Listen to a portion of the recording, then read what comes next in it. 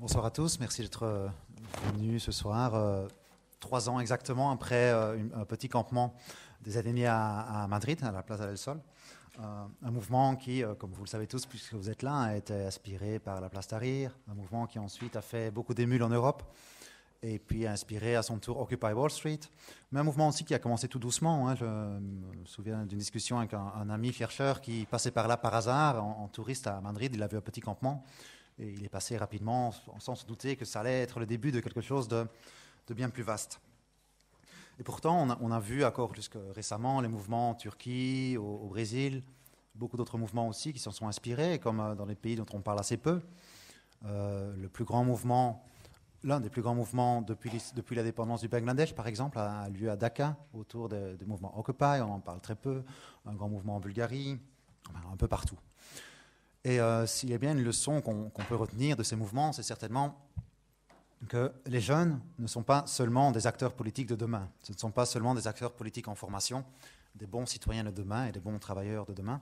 Ce sont aussi des acteurs qui, évidemment, transforment le monde d'aujourd'hui, transforment la société et nous posent beaucoup de questions autour de la démocratie. Et donc, bien sûr, au début, beaucoup de gens ont parlé de ces mouvements en termes de crise. On a parlé des mouvements de la crise. Et c'est vrai que c'était important en Europe notamment, en Europe du Sud, où nous vient Carmen par exemple. Bien sûr, la crise était présente et surtout une idée très forte et qui a eu beaucoup de succès pour dire que la crise, c'était avant tout un problème d'inégalité. On a vu en une semaine après Occupy London, l'éditorial du Financial Times et l'éditorial de The Economist, qui sont quand même plutôt néolibéraux, titré « On a été trop loin dans les inégalités ». Mais c'était surtout, et peut-être plus comme des mouvements contre la crise, des mouvements pour la démocratie. Et ce qu'ils pointaient tous, c'était une crise, ou en tout cas des questions autour de la démocratie. Et des questions importantes, des questions centrales. Cela dit, aujourd'hui, 3 ans plus tard, évidemment, il y a d'autres questions qui se posent, ou qui continuent de se poser, notamment, qu'en est-il de ces mouvements? Que sont-ils devenus? On a vu, vous avez peut-être vu aujourd'hui, il y a eu quelques petites arrestations à Bruxelles, mais quand même, on peut dire que si la crise continue pour une partie de la population, les places ne sont plus occupées aussi intensément qu'il y a quelques années. Et donc, on peut se demander légitimement qu'est-il arrivé à ces mouvements, mais aussi peut-être que peut-on apprendre de leur expérience et que s'est-il passé. Et pour ça, je crois vraiment que la sociologie de la jeunesse et de l'engagement des jeunes en particulier a vraiment un apport particulier, des choses intéressantes à nous apporter. Bien sûr, il n'y a pas que des jeunes dans les mouvements des alignés, et inversement, tous les jeunes ne sont pas alignés, loin de là. On parle aussi en France du succès du Front National auprès de certains jeunes, évidemment. Beaucoup de jeunes sont un peu moins engagés politiquement. Mais en même temps, il y a incontestablement une dimension jeunesse dans tous ces mouvements, Indigné, Occupy, en partie aussi dans les révolutions arabes. Et plus que ça, il y a aussi cette idée que nous partageons ce soir, c'est pour ça qu'on a essayé de croiser les deux thèmes, que la dimension jeunesse de ces mouvements permet finalement d'éclairer à la fois les mouvements, mais aussi leurs formes et les enjeux qu'ils portent. Il y a bien sûr une chose qui paraît assez évidente. Les caractéristiques du mouvement correspondent en partie à certaines caractéristiques qu'on a souvent associées à la jeunesse. Par exemple, la soif d'expérience que Max Weber associait déjà à la jeunesse. L'idée qu'ils sont innovants, qu'ils utiliseraient beaucoup les nouvelles technologies, qu'ils sont très réflexifs, mais aussi que ce sont des mouvements assez sporadiques. Et là aussi, ce sont des caractéristiques qu'on associe à la jeunesse. Donc là, il y a déjà un point de convergence. Mais finalement, le point de convergence principal est peut-être plus profond. C'est l'idée que les jeunes sont souvent porteurs d'un renouveau politique et que ces mouvements ont donné à voir une culture politique qui s'est exprimée fortement parmi les alignés, les campements des alignés, mais qui dépasse de loin ces mouvements. Les alignés sont peut-être uniquement la pointe de l'iceberg, et donc on peut essayer de mieux comprendre cette culture politique en regardant un petit peu ce qui se passe dans cette pointe de l'iceberg. Et nous croyons ce soir que si on veut comprendre ces mouvements, il faut aussi essayer de mieux comprendre cette génération et leur rapport aux politiques. Et bien sûr, comme on le dit, Mary Kaldor, par exemple, dit que chaque nouvelle génération réinvente la démocratie. Ce qui est en partie une illusion, puisque évidemment la génération précédente a déjà réinventé la démocratie, et il y a beaucoup d'oubli. Mais en même temps, la démocratie, c'est aussi un processus qui est en réinvention constante, et qui c'est peut-être indispensable qu'il y ait justement une nouvelle génération, que chaque nouvelle génération s'en empare et la réinvente à sa façon. Et donc, comme je le disais, pour comprendre ce mouvement, il faut comprendre les jeunes, une partie des jeunes, les jeunes engagés. Il faut comprendre cette génération, leur rapport aux politiques, mais aussi à l'inverse, sans doute, pour comprendre cette nouvelle génération, on trouve beaucoup d'indices parmi ces mouvements, les mouvements Occupy, les mouvements des alignés. On trouve beaucoup d'indices qui nous permettent de comprendre, bien au-delà des quelques jeunes engagés, des éléments qui nous permettent de comprendre cette nouvelle génération. Et donc, je crois que c'est ça le sens de cette soirée, pour laquelle donc, on va parler des alignés avec une perspective spécifique qui vient de la sociologie de la jeunesse et de l'engagement des jeunes. Et bien sûr, ici je cite Carmen Lecardi, elle nous explique que si tous les jeunes de la génération 68, par exemple, n'étaient pas tous militants, les militants étaient évidemment une petite minorité, en même temps, on voit à quel point ces mouvements de 68 ont influencé non seulement toute leur génération, mais aussi la société. Et peut-être qu'on pourra dire la même chose des alignés, c'est encore évidemment assez tôt pour le voir. On voit qu'il y a un changement dans le rapport aux politiques, cette idée que des gens veulent être en même temps acteurs de leur vie et de leur monde, que le public et le personnel se sont mêlés. Il y a évidemment, on peut le dire déjà, que ce sont des expériences intenses, ces campements qui ont un impact sur le long terme, sur la biographie des individus qui participent, sur leur expérience, qui transforment leur expérience et le sens du politique. Pour les participants de manière très directe, mais aussi dans une espèce de sédimentation de plus long terme dans la société. Et donc il y a à la fois cette idée de mieux comprendre les jeunes pour comprendre les mouvements, mieux comprendre les mouvements pour comprendre les jeunes, et puis peut-être une question importante que nous partageons, c'est aussi finalement, à travers ces jeunes, que peut-on apprendre sur la société d'aujourd'hui, sur la démocratie aujourd'hui, sur la démocratie institutionnelle et au-delà. Comment peut-elle être reconfigurée? Quelles sont les pratiques très concrètes de ces jeunes? Bref, que peut-on apprendre d'eux? Quel a été leur impact? Et évidemment, si on prend ces mouvements au sérieux, si on veut apprendre des choses d'eux, il faut penser à la fois leur succès et leurs limites.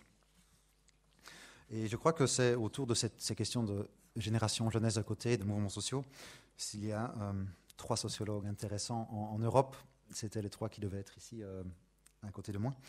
Malheureusement, Karl Svetch n'a pas pu venir pour un problème familial assez grave. Et donc, malheureusement, il allait nous parler des alignés en Espagne. Il était très pertinent pour le thème d'aujourd'hui, donc on regrette beaucoup qu'il ne puisse pas être là. Mais nous avons quand même déjà 2 sur 3 parmi les grands spécialistes en Europe. Carmen Lecardi, qui est pour l'instant, mais ça va très vite changer, un petit peu moins connue en France que partout ailleurs dans le monde. Elle est professeure à l'Université de Milan, présidente actuelle de l'Association européenne de sociologie. Elle travaille depuis longtemps sur les jeunes, en particulier, et c'est vraiment un aspect passionnant qu'on trouve dans ses écrits, le rapport au temps, y compris dans la politique, dans l'engagement, comment est-ce qu'ils pensent, comment est-ce qu'ils reconfigurent le temps, avec une sensibilité aussi particulière pour le genre, et puis peut-être un peu plus poussée que la plupart des autres sociologues de la jeunesse, pour aussi une jeunesse précaire, avec ce rapport au temps très compliqué. Et, elle a essentiellement travaillé en Italie avec des recherches sur le long terme, j'espère qu'elle va en parler, mais aussi elle a un point de vue résolument européen. Et donc c'est vraiment fort de voir quelqu'un qui parle aussi bien le français, l'allemand, l'anglais, un petit peu d'espagnol, et qui lit donc dans toutes ces langues, puisque évidemment on ne peut pas penser, ces problèmes ne sont pas spécifiques à un seul pays. Parmi ça, elle a une bibliographie très abondante, et notamment plus récemment un livre sur la jeunesse, A New Youth, qu'elle avait coordonné en 2006, qui a vraiment marqué un tournant, je crois, dans la sociologie de la jeunesse.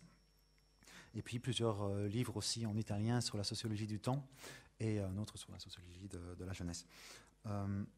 Et donc, A New Youth était paru chez Ashgate en 2006. Il est encore disponible sur Internet, d'ailleurs, je l'ai trouvé, donc très facilement accessible. Et il est actuellement donc invité par le HESS et aujourd'hui aussi par l'ABEC Step 6. Cécile Van de Velde, il ne faut plus la présenter en France, tout le monde la connaît partout. Elle est très présente partout. Maître de conférence à la HESS, c'est la figure centrale de l'adolescence, la sociologie de l'adolescence, cette période entre l'adolescence et l'âge adulte, la jeunesse tardive, également beaucoup étudiée par Carmen Lecardi. Et donc, elle se focalise, comme vous le savez, beaucoup plus sur ce passage entre l'âge adulte et entre l'adolescence et l'âge adulte, avec une étude notamment comparée dans 4 pays qui a donné lieu à son ouvrage le plus connu, Devenir adulte, sociologie comparée de la jeunesse en Europe, qui est paru aux Presses universitaires de France en 2008. Et de plus, depuis quelques années, elle mène des recherches sur les alignés en France, en Espagne, au Canada et au Chili, notamment. Et donc, voilà. Donc, je vais laisser la parole. Avant, là, il faut encore remercier vraiment le LabEx Tepsis pour ces soirées. Je crois qu'elles sont toutes très intéressantes. Vous trouverez toutes les informations sur Tepsis, si vous ne le connaissez pas encore, sur le site internet Hypothèse, où il y a des liens avec une série de vidéos très prochainement, grâce à Cédric Nittard, une vidéo de Carmen Lecardi, donc un entretien. Et donc il y a beaucoup d'autres matériels. Donc merci beaucoup à Cédric pour tout ça. Et donc sans plus attendre, je cède la parole à Carmen Lecardi, en la remerciant vraiment d'être venue jusqu'ici pour nous parler de tout ça.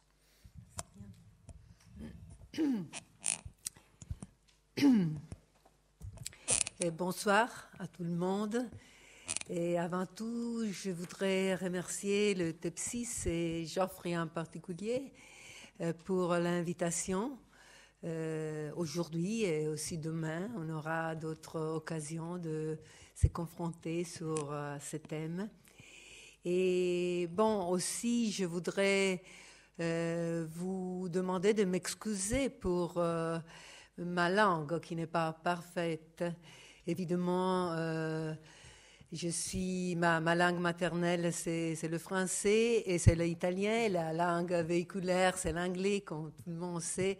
Donc, ce ne sont pas beaucoup les occasions de parler le français. C'est la langue que j'aime mieux, je voudrais dire. Et c'est la langue que j'ai appris à l'école parce que ma génération appartient à une génération pour laquelle le français, c'était la langue véhiculaire, non pas l'anglais. Donc, j'ai appris le français et non pas l'anglais. Mais puis, je pratiquais beaucoup plus l'anglais pour des raisons de travail. Donc, je vous prie de m'excuser pour les fautes et les imperfections. Ce soir, je voudrais avec vous essayer de réfléchir sur quelques aspects des mouvements des indignés et sur les continuités que les mouvements des indignés, Occupy Wall Street et beaucoup d'autres mouvements de 2011 en Europe et hors de l'Europe ont eu en ce qui concerne surtout, à mon avis, une idée autre de la temporalité, une idée autre de la biographie possible aujourd'hui et une idée autre de la possibilité d'entremêler la mémoire et le projet, ce que je trouve assez important. Et c'est un aspect, à mon avis, pas suffisamment souligné.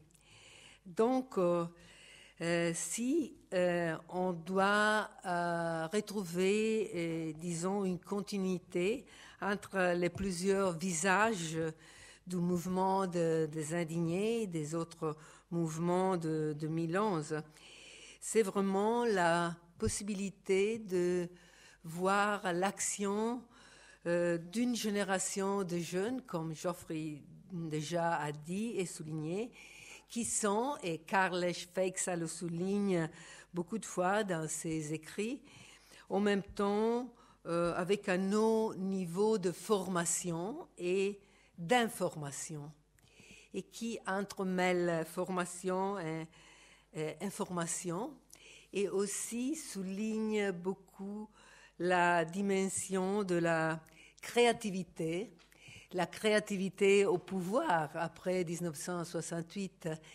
et la relation en ces cas-là entre cette nouvelle vague de créativité et la crise économique et la précarité, c'est que ce n'était pas le cas évidemment pour la génération des baby-boomers et le rôle que ces générations-là ont joué dans le mouvement de 68. Il y a aussi une nouvelle conception de la citoyenneté active, une réinvention, je dirais, de la citoyenneté. Et ce que je voudrais montrer dans mon contribution ce soir, c'est le lien entre cette conception de la citoyenneté et une nouvelle conception de l'espace-temps. Ça, c'est mon sujet en particulier. Et comme on a beaucoup souligné par ceux qui se sont occupés des mouvements des indignés, et comme Joffre y a beaucoup de fois aussi écrit, il y a ces valeurs très importantes de la démocratie, de la dignité, de la justice sociale. Et je voudrais souligner le fait que la dignité a aussi à faire avec la possibilité de pouvoir faire en effet des projets, de pouvoir se relier à l'avenir avec une idée de maîtrise sur le temps. Pas simplement d'attendre un avenir dont le profil est assez noir et assez dramatique pour certains aspects. Donc, tout ça a à faire évidemment avec dimensions qui sont stratégiques du point de vue de la nouvelle démocratie. Une démocratie qui ne peut pas simplement avoir à faire avec l'idée de déléguer, mais qui est à construire à partir de la vie quotidienne. Et ça, je trouve assez intéressant, surtout parce qu'il y a des liens entre l'idée de la génération de 68, qui soulignait le fait que le pouvoir, c'était un pouvoir quotidien, et qu'il fallait s'engager au niveau quotidien pour changer la situation collective. Et si je dois dire, en ce qui concerne les indignés, il y a beaucoup de dimensions qui les relient au mouvement de Occupy Wall Street, pour exemple. Et c'est la vision non violente et une valorisation des différences qui sont les différences de genre, les différences ethniques, et aussi, si on veut dire ça, l'absence d'un programme, disons, très fort de organisation politique. Il y a un programme anti-système, surtout au niveau d'indignés, peut-être pas tellement fort avec Occupy, mais c'est tout à fait une autre conception de l'organisation. Et ça dépend aussi, à mon avis, du fait que le mouvement des indignés, comme la dénomination même souligne, a à faire avec un sentiment moral et a à faire avec une nouvelle conception éthique.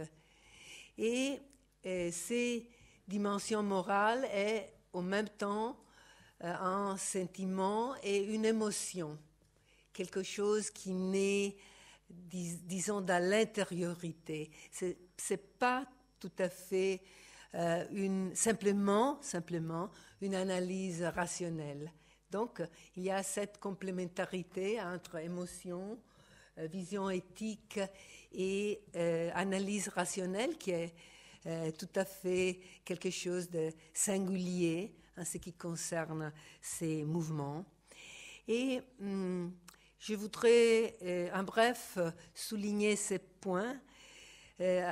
Si on parle d'indignation, à ce cas-là, la même blessure est vécue par la personne qui n'a pas subi le tort, mais qui le vit comme si le tort, c'était un tort personnel. Donc, l'indignation est en même temps un sentiment très individuel et un sentiment moral qui crée, qui construit le lien social. Et c'est par cela, je voudrais dire qu'il faut vraiment prendre en considération la relation entre une individualisation des formes de participation politique et la possibilité de s'engager au niveau collectif. Et en ce cas-là, l'indignation en tant que dimension individuelle, elle évoque le plan collectif. Elle met en jeu, si on peut dire ça, un moi collectif. Et l'individu qui est en cause est un individu qui est surtout un citoyen. Et ces citoyens, il ou elle est active sur le plan des pratiques quotidiennes. Et c'est cela que, comme je vous disais, je voudrais maintenant souligner, c'est-à-dire que dans le mouvement, le temps du global et le temps du local sont très interconnectés et la vie quotidienne et son temps est l'arène où les processus de participation sont très visibles. Ça veut dire que le mouvement des indignés, il porte notre attention sur le temps, l'espace et la vie quotidienne et les transformations qui les concernent,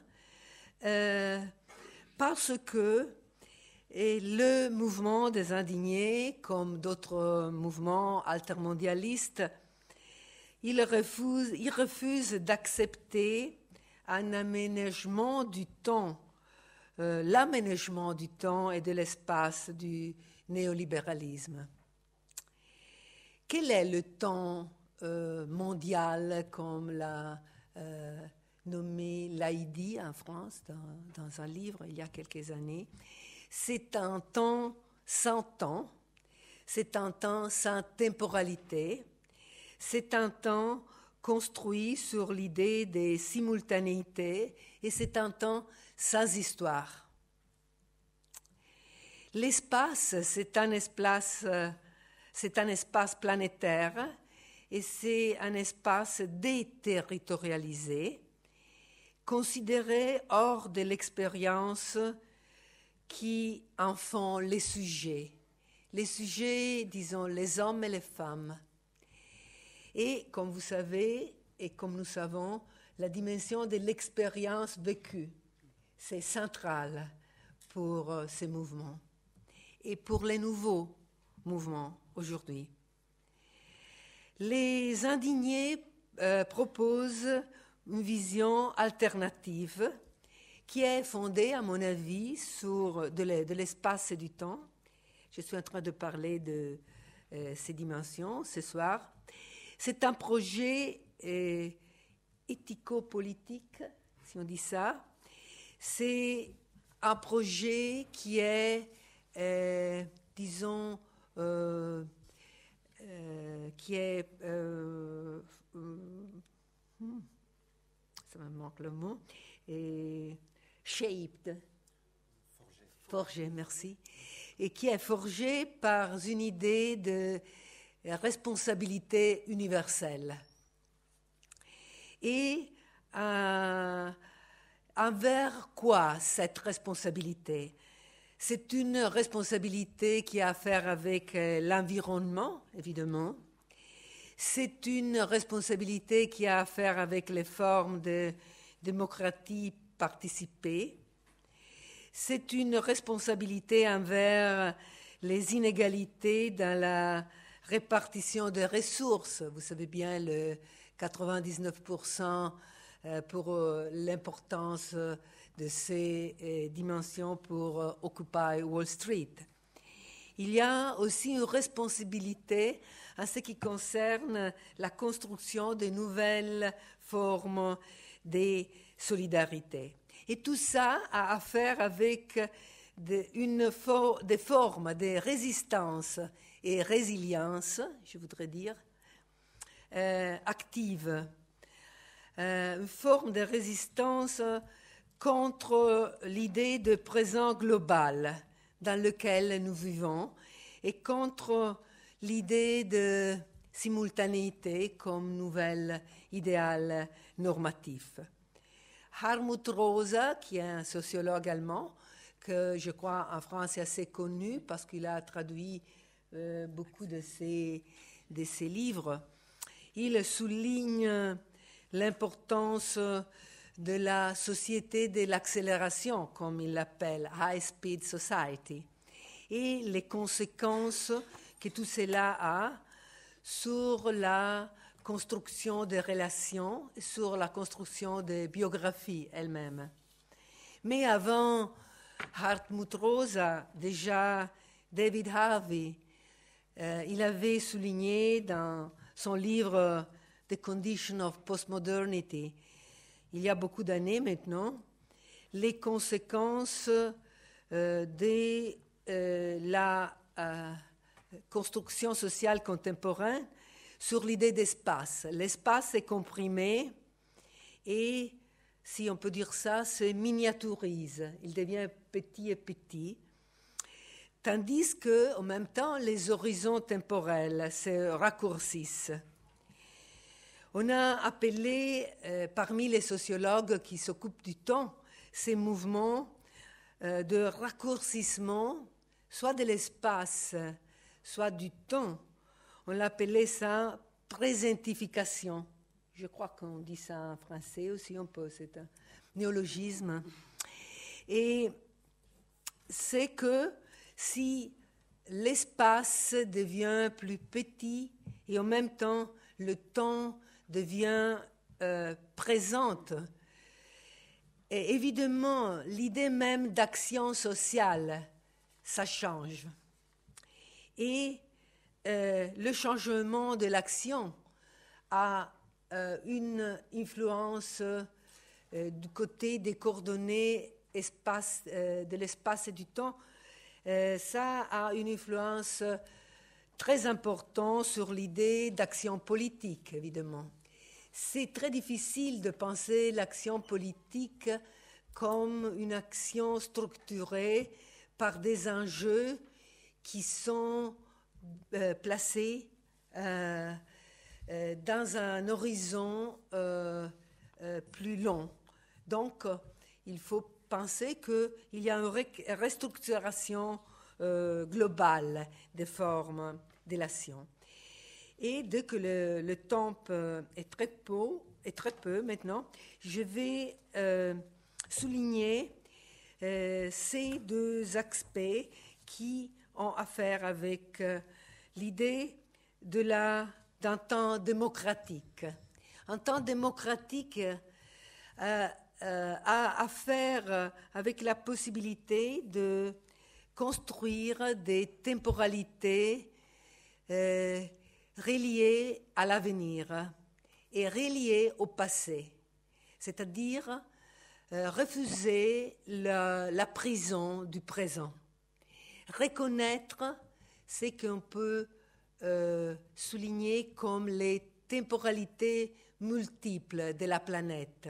Ce sont des temporalités reliées au fait qu'il y a des modes de production et d'échange qui sont pluriels au niveau planétaire et qu'il y a des temporalités et des visions du temps qui peuvent être construites à partir d'une recherche à un certain niveau de racines des responsabilités, des racines des inégalités que nous vivons dans le présent.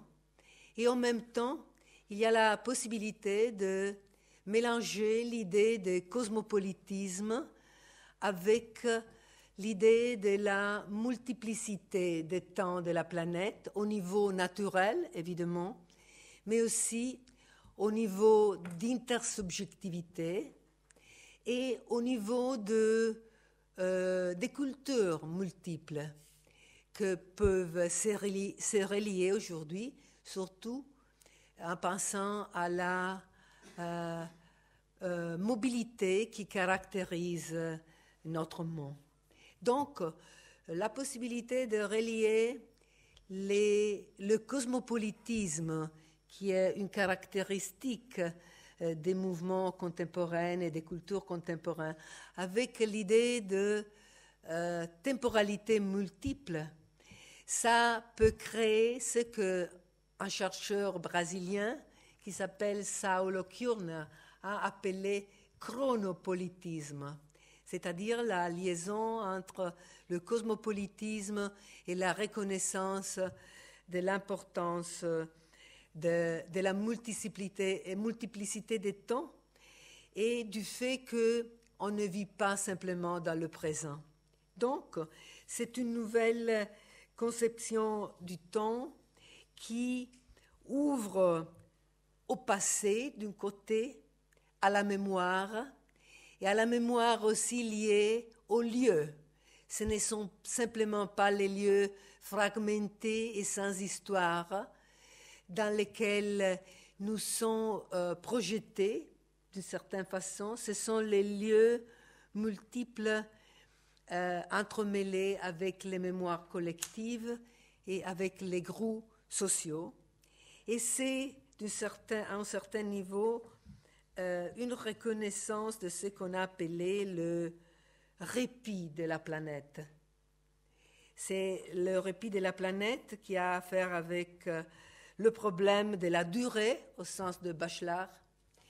La durée, c'est la reconnaissance de ce qui n'est plus en ce qui est maintenant. Donc, l'idée d'ouvrir notre présent au passé d'un côté, à l'avenir d'autre côté. Et si je dois dire pourquoi pour moi c'est important d'avoir cette mémoire des indignés, c'est parce que le mouvement des indignés, ça a été le premier mouvement d'une façon très très claire à porter dans la vie quotidienne et porter dans les places, dans les villes de beaucoup de pays européens d'un côté, mais aussi la liaison avec d'autres mouvements extra-européens, cette idée d'un temps et d'un espace pas étroit, mais lié à la multiplicité des temporalités. Merci. Merci beaucoup. Je suis désolé de devoir un peu couper la parole à quelqu'un qui parle si bien de l'importance de se réapproprier le temps. Mais nous aurons un peu plus de temps demain, puisque Carmen Lecardi interviendra demain à 15h dans la salle 7, juste un peu plus loin, un peu plus haut peut-être, à 15h dans le cadre d'un séminaire HESS et Collège d'études mondiales, en fait, de 15h à 18h. On aura l'occasion de revenir en partie sur cette question, mais aussi sur d'autres questions qui sont liées à cette idée de nouvelle politique, et donc qu'elle n'a pas eu l'occasion de développer ici. On en a beaucoup parlé ces derniers jours, mais donc ce sera pour laisser quelque chose d'intéressant pour demain aussi. Et bon, je passe sans plus tarder la parole à Cécile Van de Velde. Eh ben, merci beaucoup. Bonjour à tous. Merci beaucoup de m'avoir invité à cet échange. Je crois que nos présentations vont se compléter relativement bien. Donc, moi, pour résumer un peu la thèse que je voudrais défendre dans cette présentation, donc j'ai effectivement travaillé sur le mouvement des indignés et des mouvements étudiants, donc notamment à Santiago et au Québec, qui ont émaillé les années 2011-2012, mais plus profondément, ce qui m'a intéressé, c'était au-delà de la colère, qu'est-ce qu'il y a ? Au-delà de la colère sociale, telle qu'elle peut s'exprimer dans ces mouvements, qu'est-ce qu'il y a comme expérience ? Et notamment avec un prisme générationnel, donc un focus placé sur les jeunes générations au sens large, qui sont au cœur de ces mouvements, comme on le sait, même si effectivement ils ne se réduisent pas. Et ce que j'ai trouvé derrière cette colère, ce sont des tensions existentielles, des tensions sociales, mais des tensions existentielles, c'est-à-dire que ces mouvements sociaux m'ont mené à une réflexion sur aujourd'hui, qu'est-ce que ça veut dire exister comme sujet dans nos démocraties contemporaines. Parce que ces mouvements, comme terreau fondamental, m'ont posé la question d'une frustration d'existence. Pour moi, elles ont comme ferment, justement, une difficulté à exister. Exister, c'est quoi? C'est l'injonction faite aujourd'hui dans nos démocraties contemporaines à l'individu, notamment aussi à cette jeune génération diplômée à qui on a invité de choisir sa vie et qui se retrouve inscrite dans la temporalité et dans le lieu d'une crise globalisée. Et pour moi, au-delà de l'irréductible différence des mouvements que j'ai pu analyser, derrière, il y a cette question de l'existence dans plusieurs dimensions. Donc je ne vais pas développer la conceptualisation d'existence, c'est encore une recherche en cours, mais je sens qu'il y a 3 dimensions qui sont touchées, qui sont essentielles aujourd'hui à l'individu contemporain, qui sont s'accomplir, partager et participer. Et ces 3 dimensions, notamment sur les indignés espagnols, et plus profondément sur une jeune génération espagnole, c'est radicalisé chez eux, mais elle traverse, et ça c'est la thèse plus large, hein, elle traverse une jeune génération diplômée qui monte, et c'est la force politique de demain. Donc je crois que l'enjeu social est majeur, mais ces 3 dimensions sont touchées aujourd'hui. Elles sont mises à l'épreuve dans l'ensemble des parcours de vie, mais en particulier de façon aiguisée, radicalisée chez les jeunes générations diplômées, et donc notamment au sud de l'Europe, mais je rappelle, c'est des questions qui touchent également la France et d'autres pays occidentaux notamment. Et donc pour donner peut-être un résumé de cette dialectique telle qu'elle s'exprime, ce serait de reprendre un peu les mots, cette scission qu'on a vue dans les slogans. J'ai fait une analyse des slogans entre le je, le tu, le il, de reprendre un peu et de résumer, ce serait mon diplôme, votre dette et notre démocratie. Et dans cette trilogie, entre guillemets, dans cette dialectique, est posé, selon moi, ce qui reste aussi des indignés, au-delà dans les parcours de vie, etc. Qu'est-ce qui reste après cette colère? Bon, la colère est toujours là, donc qu'est-ce qui reste peut-être après les mouvements? Ce sont des questions sociales majeures qui restent ouvertes et qui sont à interroger pour les modèles sociaux de demain. Alors, ces 3 questions, donc résumées très brièvement sous le titre « Mon diplôme, votre dette et notre démocratie », cette liaison, elle m'est venue, non pas uniquement des indignés espagnols, elle m'est venue justement de la comparaison, donc je vais être un peu plus précise peut-être sur mon itinéraire de recherche, de la comparaison de 3 mouvements. En fait, j'avais fait une pré-enquête sur les indignés à Madrid, au moment où le mouvement avait éclaté, avec notamment, j'avais été très surprise par les slogans. Les slogans m'avaient frappée par leur force, leur discours expressif, individualisé, et donc j'en avais retenu plusieurs qui m'avaient vraiment interrogée. Ma vie à crédit, cette scission justement dans les mots entre le nous et le eux, cette césure un peu sociale qui était plus profonde derrière. Et le hasard a voulu que j'ai été témoin parallèlement, donc 1 an après, au Québec, donc à Montréal, de la naissance du mouvement qu'on a appelé Printemps érable, donc du mouvement québécois étudiants, donc qui n'avait pas les formes même de l'indignation. Il y avait quelques occupations de place au fil du mouvement, mais qui était plutôt un mouvement itinérant, entre guillemets, sous forme de manifestation, avec des figures politiques plus identifiées et un rapport de force politique plus structuré que pour les indignés. Et pour autant, j'étais très surprise d'apercevoir, au fil des observations que je pouvais faire, les mêmes slogans. Pas tous les mêmes, mais des slogans qui avaient traversé l'Atlantique et qui touchaient, si on reprenait un peu ces résonances, si on reprenait ces échos qui étaient faits à travers l'Atlantique, qui touchaient en fait une tension sur les questions d'éducation, bien sûr, qui était centrale, encore davantage dans le mouvement québécois que dans les indignés, mais qui est présente aussi dans le mouvement des indignés, d'éducation, de la dette et des générations. Sentait ce noyau dur qui pouvait, en tout cas quand on lisait les mouvements et les expériences qu'il y avait derrière au niveau générationnel, donc avec le prisme, je situe bien mon enquête, elle est vraiment effectivement plutôt axée sur les colères, mais avec ce prisme générationnel d'entrée dans l'enquête. Et ce qui fait que j'ai fait également, j'ai complété cette enquête ensuite avec cette interrogation sur les résonances et qu'est-ce qu'elle veut dire de la montée d'une génération au niveau transnational aujourd'hui, avec des épreuves qui ne sont pas forcément communes, mais qui ont des problématiques et qui posent des problématiques assez comparables. Et donc de compléter cette enquête à Santiago du Chili sur effectivement le mouvement étudiant étudiants dont vous savez qui se poursuit d'ailleurs aujourd'hui, mais qui a également marqué tout à fait de façon presque conjointe ces années-là. Voilà. Et donc, pour vous situer, donc il y a eu une enquête sur les slogans. J'ai fait toute une base de données de slogans pour voir justement comment ils pouvaient se faire écho ou pas, hein, mais qu'est-ce qu'ils veulent dire.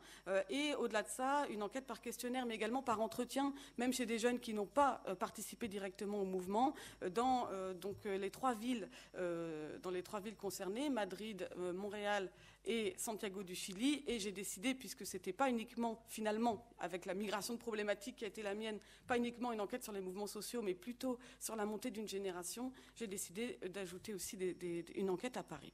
Alors aujourd'hui, vu le thème Les Indignés 3 ans plus tard, je voudrais plutôt axer sur la question des Espagnols, telle qu'elle s'exprime chez ces Espagnols, donc à partir du mouvement plutôt des indignés, mais quand même tout en éclairant la façon dont ces problématiques en fait aiguisent, radicalisent des problématiques qu'on trouve chez les autres, donc en reprenant les trois tensions majeures qui me semblent structurer l'ensemble d'une expérience générationnelle, de construire sa vie au début du XXIe siècle, sur trois tensions qui sont à la fois des tensions existentielles, donc au niveau même de cette revendication et de ce besoin d'existence, mais aussi des questions sociales majeures qui se posent aujourd'hui. Alors, pour résumer ce que je vais développer, ça va se développer sous forme de trois questions. Trois questions, éducation, justice et démocratie. Éducation, les études à quel prix ? C'est cette question de la valeur du diplôme qui est posée aujourd'hui dans nos sociétés.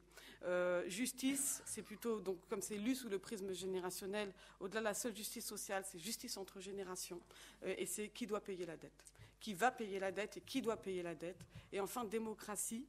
Démocratie, c'est quel droit à la parole, avec cette revendication, cette double revendication qui est celle des indignés, mais au-delà, qui est en fait une valeur montante, une éthique montante, justement, comme ça a été dit au niveau des jeunes générations, d'une double demande d'égalité et d'expressivité. Je développerai. Donc, mon premier point, cette première tension qui se révèle chez les indignés, elle se pose effectivement avec cette question qui est plus qu'une question, qui est un enjeu majeur, qui est à la fois une question chez les jeunes eux-mêmes, mais au-delà de ça, pour nos sociétés, c'est les études à quel prix ? À quel prix dans les deux sens ? À quel prix monétaire, mais aussi à quel prix pour l'individu, quels efforts, quel investissement ? Et c'est toute cette interrogation sur la méritocratie qui est posée aujourd'hui au niveau transnational. Et c'est plus que le prix, c'est la valeur même de l'éducation. Qu'est-ce qu'on donne comme valeur au diplôme aujourd'hui ? Alors c'est posé de façon effectivement très aiguë chez les indignés eux-mêmes. Vous savez que le mouvement des indignés a été précédé par un mouvement de jeunesse avec des slogans du type préparados, donc préparé à être chômeur, ou alors des slogans du type sans maison, sans boulot, sans pension, et donc sans peur. Donc ce défi un peu démocratique d'une jeunesse diplômée qui ne retrouve pas les perspectives espérées.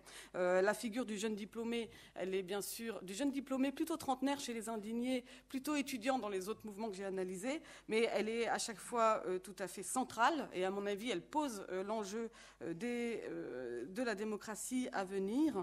Et effectivement ça pose cette tension entre c'est des générations qui n'ont jamais été aussi diplômées, on le sait, hein, de ce mouvement de démocratisation de l'enseignement supérieur et en même temps des perspectives posées par justement que ce soit la problématique de la dette du côté américain ou la problématique en tout cas de la crise, dette, crise et austérité du côté plutôt européen. Mais ce qui se passe, c'est qu'on socialise au choix de vie, puisque la démocratisation de l'enseignement supérieur, très concrètement, qu'est-ce qu'elle fait dans les parcours de vie des individus ? Elle leur dit « choisis ta vie ». Et au-delà de ça, il y a une socialisation aujourd'hui au choix de vie, à la souveraineté sur ces choix de vie, et en même temps, cette revendication justement à pouvoir choisir, elle est mise à l'épreuve par justement des Bien sûr par des éléments tout à fait structuraux qui créent des nouveaux arbitrages. Par exemple, quand on regarde l'expérience des jeunes Espagnols telle qu'elle s'exprime dans les discours, on sent bien qu'on n'est même plus, disons, dans la problématique du déclassement. Déclassement, c'est ne pas pouvoir c'est baisser de statut, et donc c'est quelque chose tel qu'on l'a conceptualisé en sociologie de profondément verticale. Donc c'est l'idée d'une descente verticale. On sent bien que l'enjeu montant, c'est également le cas en Amérique, mais pour d'autres raisons, donc je ne vais pas développer, mais pour le cas des jeunes Espagnols, l'enjeu montant, c'est non pas une tension au niveau horizontal, c'est une tension au niveau vertical, c'est la déviation. Je crois que le futur enjeu, c'est d'être dévié ou pas, jusqu'où on peut être soi, jusqu'où on peut vivre ses propres choix d'études, et jusqu'où on va renoncer à le chemin de vie choisi, et si ce n'est pas le diplôme acquis ou le choix d'études précédent, ou en tout cas à ses aspirations. Et ça, c'est une tension démocratique, parce que c'est une démocratisation qui apporte cette revendication, et c'est donc une nouvelle épreuve, moi je l'appelle les déviés presque, c'est cet enjeu du déplacement, et on voit que, justement, Carmen Lecardi parlait du temps, on voit que le déclassement est relativement intériorisé, et que le temps de la conversion de soi, jusqu'où on va accepter de se convertir pour répondre aux exigences du marché du travail. Et là, la rhétorique du temps, mais du temps mort, du temps de l'attente, du temps donc c'est des rhétoriques qui sont associées à justement un temps d'inexistence. C'est-à-dire qu'on rejoint nos problématiques, la temporalité et l'inexistence, parce que le temps n'est pas occupé, n'est pas investi, il est décidé par les autres. Et toute une rhétorique, alors du coup, dans cette souffrance d'existence, donc de la dépossession, de l'impuissance, moi j'appelle ça les déprises, les nouvelles déprises, c'est-à-dire ne plus pouvoir gouverner sa vie quand ce sont les autres, quand on est à la merci soit de baisse de salaire, soit de contrats extrêmement précaires qui, donc, comme disait Carmen Lecardi, qui enferment dans le présent. Donc c'est vécu comme une négation de soi. Et qu'est-ce qu'on fait face à ces déprises? Donc ça implique une conversion, ça implique un travail identitaire pour accepter de renoncer ou de changer d'aspiration. Et chez ceux qui ne... Donc ce travail peut mener à des exits, entre guillemets, si on reprend la trilogie d'Hirschman, donc soit il y a des conversions par le haut, entre guillemets, ne pas subir, et donc je reprends en main mon destin. Donc il y a le voice mais c'est très ponctuel, le voice qui répond légèrement à ça, mais plus profondément, il y a quels sont l'arbitrage, jusqu'où je vais dans la déviation, voire dans la migration, avec des rhétoriques, la société m'a abandonné, donc je l'abandonne. Voilà, dans cette scission, pour reprendre en main, on sent bien que ce qui est au centre, c'est gouverner sa vie. Qui gouverne ma vie, et ce besoin de reprendre en main son existence. Alors, je vais essayer d'être plus rapide parce que je crois que je pars sur un temps trop long. Si bien que dans cette problématique, donc du diplôme, le diplôme devient codé comme un piège. Du privilège, c'était un privilège, devient codé comme un piège. Et dans cette rhétorique du piège, donc là je parle des jeunes Espagnols, dans cette rhétorique en particulier, dans cette rhétorique du piège, donc on ne m'a pas prévenu, dans ce brusque changement des règles du jeu social, c'est-à-dire qu'il y a eu des règles du jeu, et là on pourrait voir aussi par rapport à la théorie des générations de Mannheim, mais dans ces règles du jeu, ils se considèrent non pas victimes, parce que comment s'attaquer à une crise, entre guillemets, non pas victime, mais perdant, et émerge du coup un nous générationnel assez puissant, donc d'autant plus fort chez les jeunes Espagnols, presque plus que chez les autres que j'ai pu analyser, une conscience de génération, et qui va se cristalliser autour donc de ma deuxième question, la justice. La justice, donc cette deuxième tension, avec cette question forte, qui doit payer la dette? Qui doit payer la dette? Et le nous générationnel, donc chez les jeunes diplômés en particulier, chez les jeunes étudiants aussi, et chez les jeunes diplômés, là, ceux de la vingtaine, de la trentaine se rejoignent dans globalement le même discours. Ils se disjoignent pour d'autres choses, mais j'aurai peut-être pas le temps d'en parler.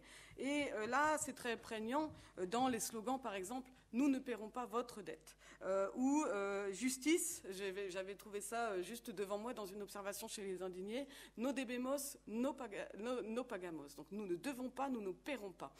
Cette question de qui doit payer le prix de la dette, et c'est vrai que se structure avec vraiment une rhétorique d'égalitarisation des destins. Chez les jeunes madrilènes sur lesquels j'ai pu enquêter, une notion, c'est non pas une revendication de justice, c'est presque à l'inverse qu'il faut le lire, c'est le seuil d'injustice est considéré comme trop lourd. C'est-à-dire, là, ça devient inacceptable. Et donc dans ce changement des règles du jeu, on voit même dans leur discours, même si c'est de façon très nuancée, mais presque l'idée que les inégalités s'inversent. Parce que, comme je vais l'expliquer, ils restent quand même enfermés, si je reprends les mots de Carmen Lecarnier, dans un espace-temps, notamment chez les parents. Et parfois, ils considèrent que finalement, les jeunes ouvriers qui ont dû partir très tôt et qui n'ont pas pu faire d'études, qui n'ont pas eu la chance de faire des études, finalement se retrouvent dans un destin égal à eux, et que eux, ils n'ont pas eu les perspectives escomptées. Et dans ce nous générationnel, par contre, il ne se cristallise pas sur un conflit de génération. C'est-à-dire qu'il y a une conscience de génération, mais il n'y a pas de figure cible. C'est pas une figure de l'émancipation. Il n'y a pas l'indignation, justement, c'est ça qui fait qu'on n'arrive pas à la lire facilement. Il n'y a pas de contre, il n'y a pas de figure cible. Alors j'ai essayé de voir quelles étaient les figures ennemies. Il y a un trio, il y a banquiers politiques et journalistes, donc notamment chez les indignés, qui fait figure de vague public ennemi, mais de façon assez abstraite, parce qu'ils sont considérés quand même comme relativement impuissants, ou qu'il y a trop d'échelles ennemies, et donc c'est pas des mouvements d'émancipation dans le sens contre. C'est pour ça que pour moi c'est des mouvements proprement existentiels et expressifs. Il n'y a pas la possibilité d'une figure contre, d'une figure cible, et donc la génération aînée ne peut être une figure cible, ne l'est pas d'ailleurs. La colère ne se cristallise absolument pas sur un conflit de valeurs ou un conflit contre une génération, et notamment donc on ne peut pas se rebeller contre la génération aînée, ni contre les politiques qui sont considérés impuissants, ni contre la finance qui est abstraite et peu tangible dans ces manifestations. Et donc se révolter, oui, mais contre qui? C'est ça l'indignation, c'est une révolte sans figure cible, et donc notamment il y a une nouvelle dialectique des générations qui est en train de monter, puisque les jeunes eux-mêmes sont dans la colère. Le destin de leurs propres parents fait partie de cette colère. J'ai interrogé notamment à Madrid de façon très large, un peu dans la rue, sur pourquoi cette colère, et on voit que les proches, le destin des proches, notamment de ses propres parents, fait partie également de la colère. On est sur des parcours de vie ou des générations qui sont nombreuses à être touchées par la crise, et notamment les parents aident. Les parents aident avec une cohabitation générationnelle qui, comme vous le savez, se prolonge, des retours au foyer parental face à la précarité sociale qui, effectivement, sont de plus en plus nombreux, donc à la trentaine, voire à la quarantaine. Et on voit, donc, j'ai peut-être pas le temps de développer sur comment ça se passe dans les familles. Une minute. Bon, alors, je résume alors. Je passe sur le côté famille, mais quand même pour dire que le fait de rester dans la famille n'est pas vécu. C'est pas difficile en soi. Il y a plutôt un retour de la famille par rapport à ce que j'avais pu observer dans les années 2000. C'est-à-dire que c'est relégitimer cette solidarité familiale face à la dureté sociale. Mais il y a quelque chose qui est en train de se passer, justement du point de vue de ce qui est vécu comme presque un vol d'existence. C'est que ce maintien prolongé, mais comme il se passe à la trentaine désormais, il passe le cap de la trentaine, il met à mal les perspectives, notamment de pouvoir créer son propre foyer. Et donc, notamment, on voit que devenir parent devient une incertitude, devient un souhait, pas chez tous, mais chez la plupart, et devient codé comme une incertitude. Et ça, c'est quelque chose qui est de l'ordre d'une souffrance existentielle majeure. Et dans le ressort d'injustice, qui est dans les mots d'injustice, il y a ce vol d'intimité, entre guillemets, ce vol d'une possibilité de se réaliser et d'exister à travers la création d'une famille, plus que le fait de rester chez ses propres parents. Mais il y a un déséquilibre qui est en train de se passer entre donc la lignée horizontale et la création, verticale, et la création de sa future propre famille. Alors la troisième tension, je vais passer très vite, de toute façon ça a déjà été très développé, mais c'est sur la démocratie. Quel droit à la parole? Quel droit à la parole? Quelle place? Avec ce slogan qui est majeur, non nos representan, donc il ne nous représente pas, et qui fait résonance avec Thomas Laplaza. Mais ça a été tout à fait très bien exprimé, cette idée que face à la césure sociale, face justement à presque ce vol d'existence, qui est considéré comme un vol d'existence, de reprendre en main le peu qu'on a. Certains disent par exemple, moi j'ai mon corps, j'ai utilisé mon corps. Voilà, cette idée de reprendre pied ou de reprendre prise, c'est déprise et prise, de reprendre prise et en prise, gouverner sa vie ou gouverner la petite place, ou gouverner dans des formes nouvelles d'engagement une association, une solidarité, à défaut de, je disais l'autre fois, à défaut de pouvoir changer les vies, changer sa propre vie. C'est-à-dire justement une reterritorialisation à une échelle plus subjective et plus locale de l'engagement politique, du rapport à la démocratie, presque faute de cible, justement, faute de résonance à un niveau plus large. Mais on sent bien qu'effectivement, il y a une éthique démocratique qui monte. Cette idée, donc, par l'exemplarité, même si c'est à des échelles beaucoup plus locales, beaucoup plus restreintes, de prendre ce qui reste, mais cette idée d'être présent.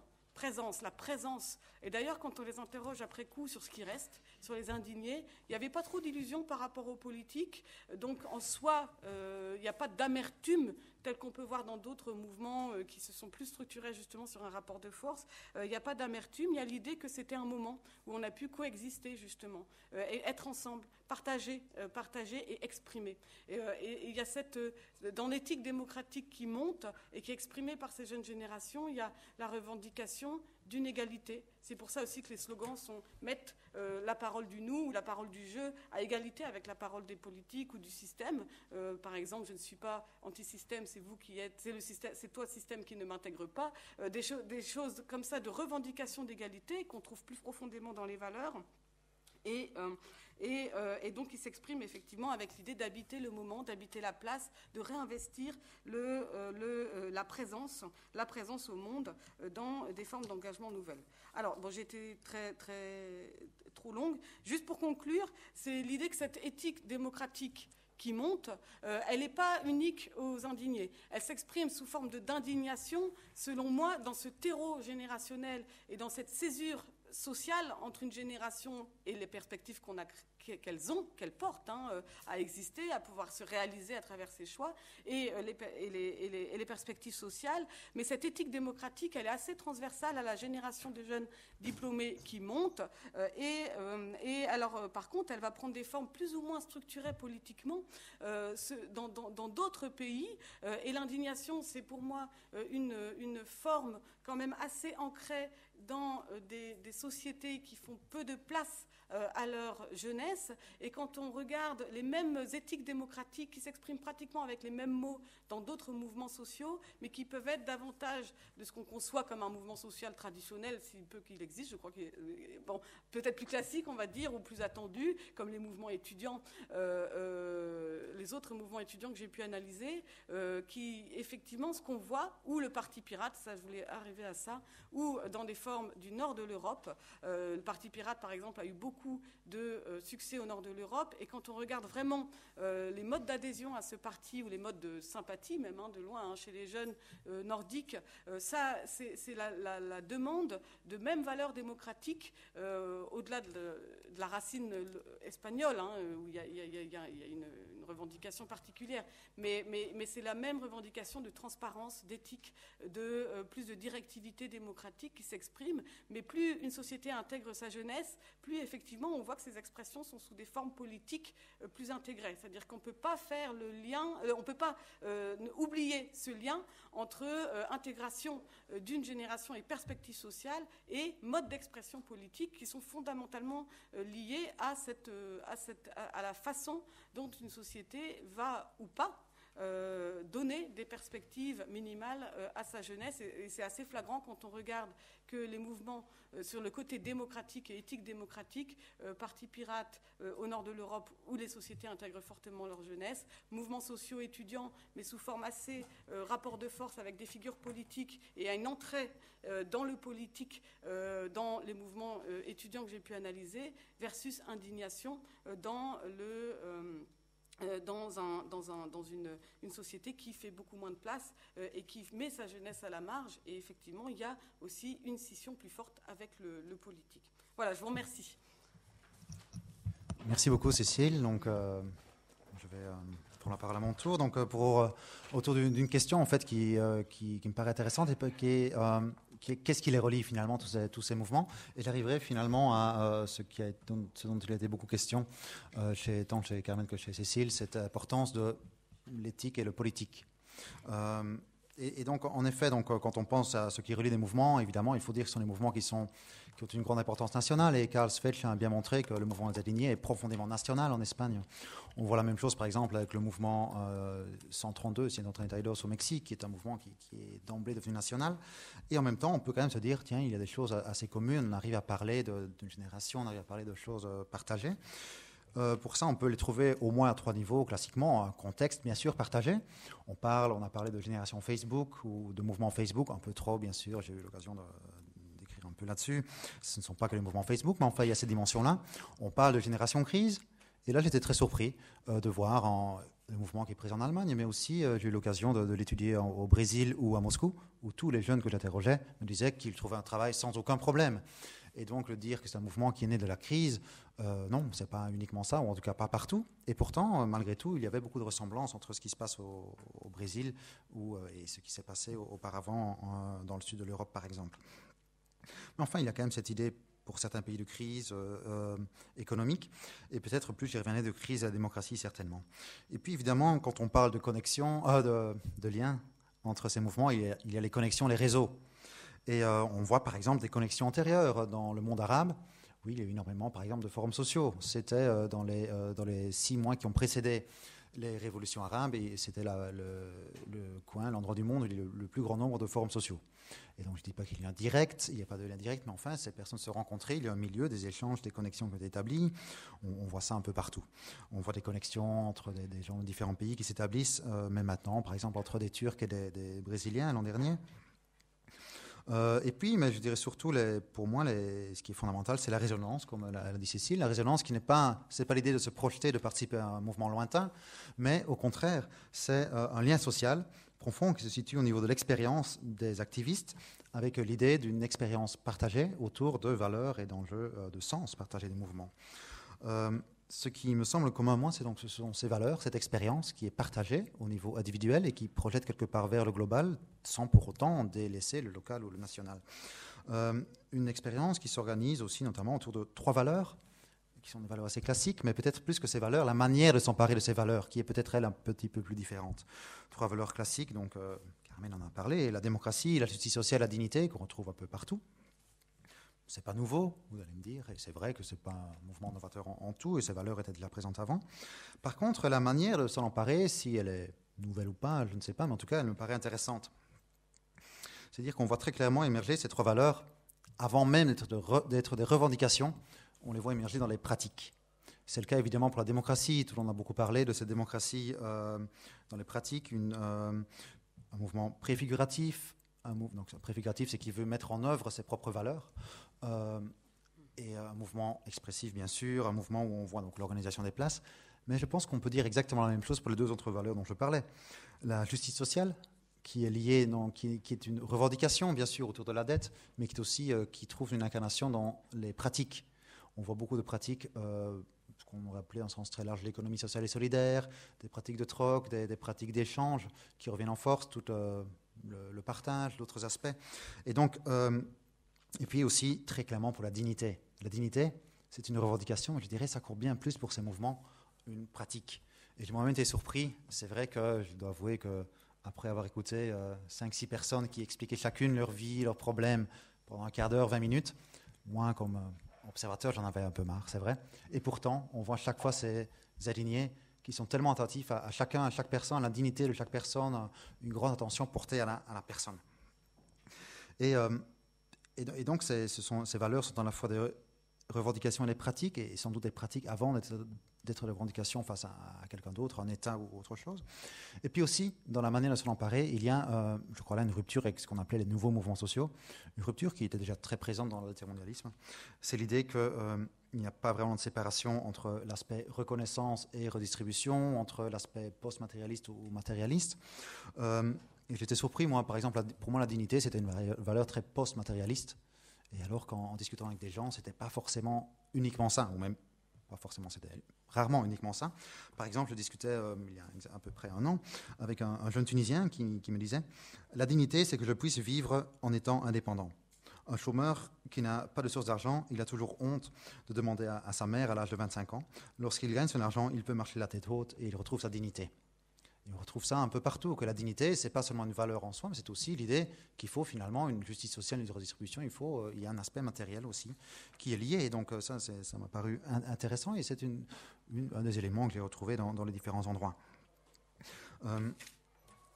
Plus profondément, on voit dans la manière dont ils se sont emparés de ces trois valeurs quelque chose qui me paraît vraiment le point commun fondamental, qui a déjà été abordé tant par Cécile que Carmen, c'est cette idée d'un autre rapport aux politiques qui passe par un autre rapport à soi. Et donc c'est là ce que j'aimerais vous dire ce soir, plutôt c'est cette idée évidemment centrale, c'est pas nouveau, beaucoup de gens l'ont dit, un mouvement éthico-politique. Et c'est là, à mon avis, que le mouvement a trouvé tout son sens, tout son intérêt, et ça reste passionnant. Mais aussi, je pense, et c'est là qu'on peut s'interroger quand on dit 3 ans plus tard, est-ce que ça va si simplement ensemble, l'éthique et le politique? C'est très beau de le dire, et c'est très important, et ça a changé la vie des gens, c'est très important.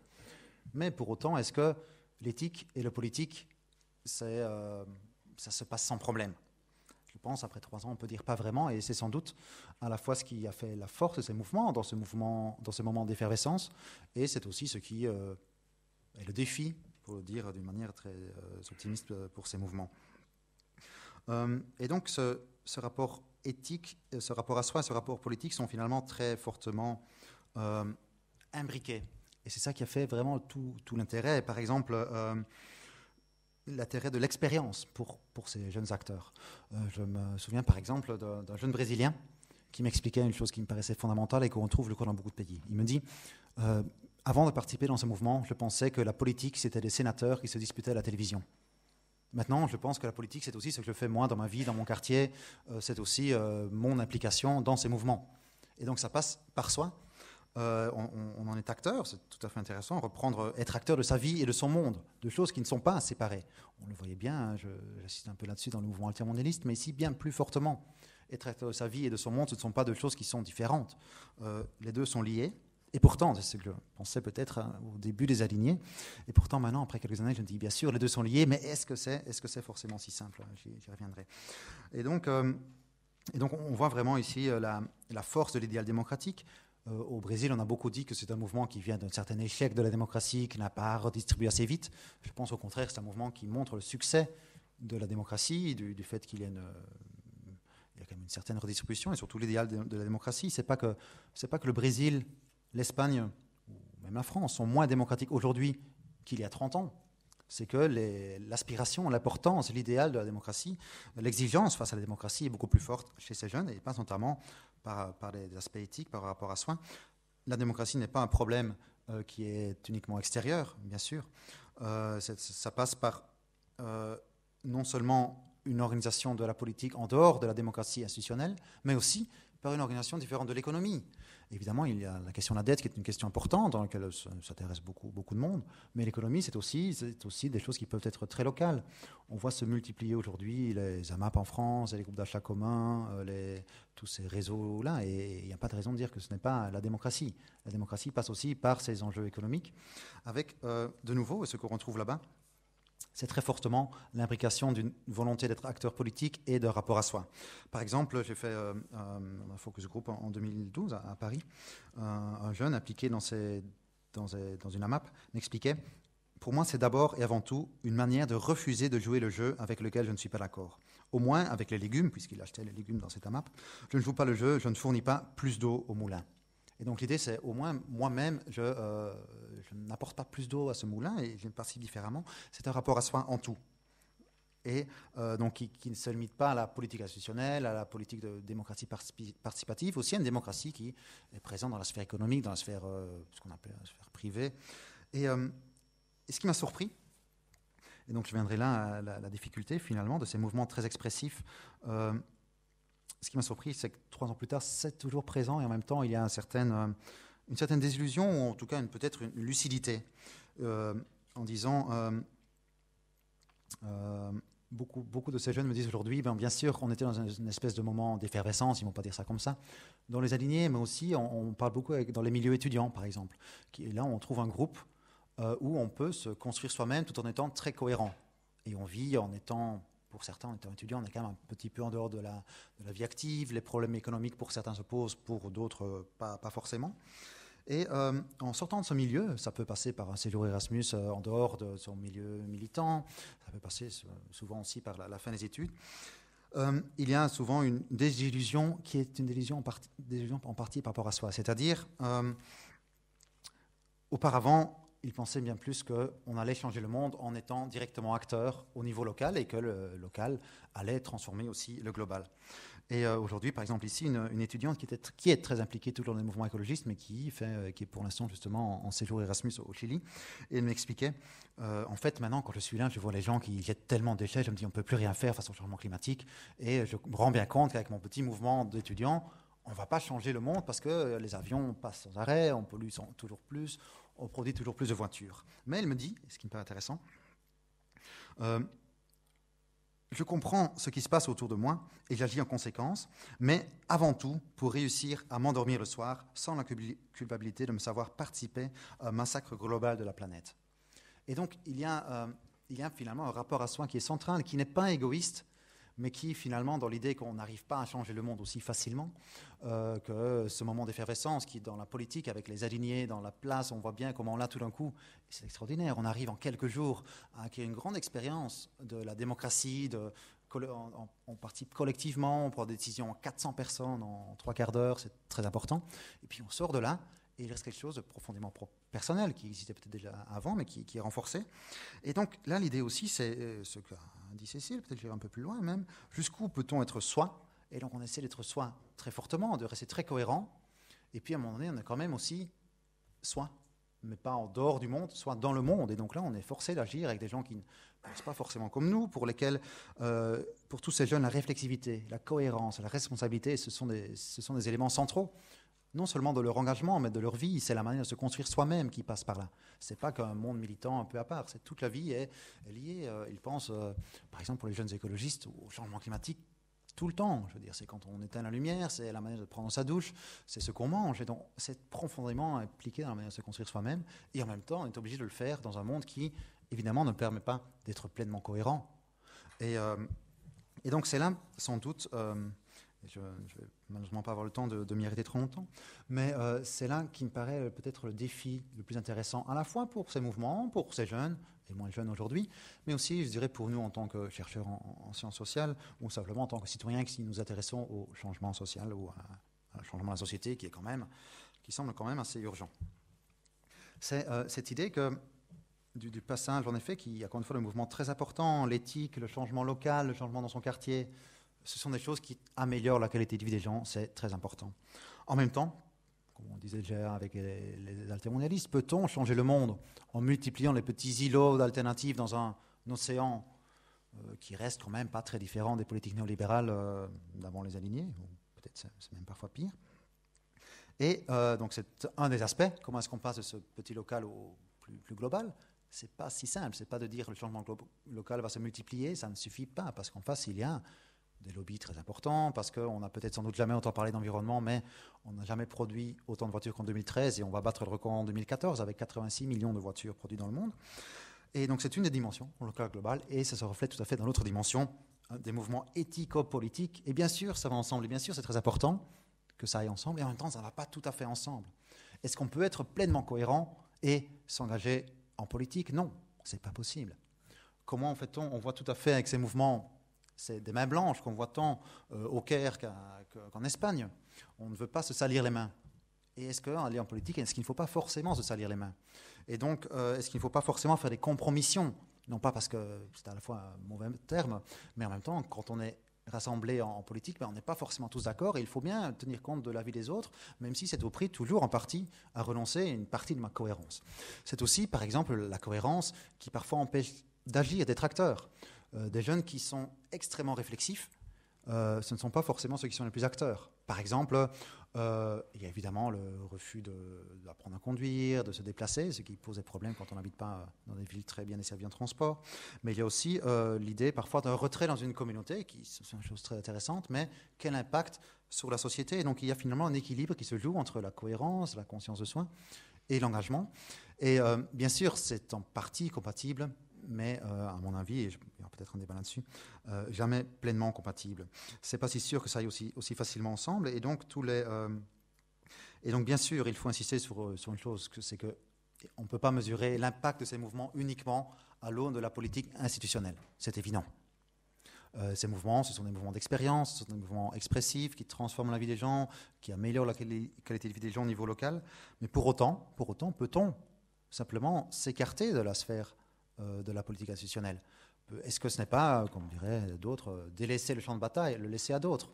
Et en l'occurrence, précisément, ces mouvements qui ont été les mieux à même de poser les problèmes, qui ont été tellement intéressants au début du mouvement, avaient les caractéristiques qui les empêchaient quelque part ensuite de s'emparer du champ politique qu'ils avaient ouvert. On le voit clairement en Égypte, comment des mouvements de jeunes, en fait, ne sont pas impliqués en politique, ce qui paraissait assez singe.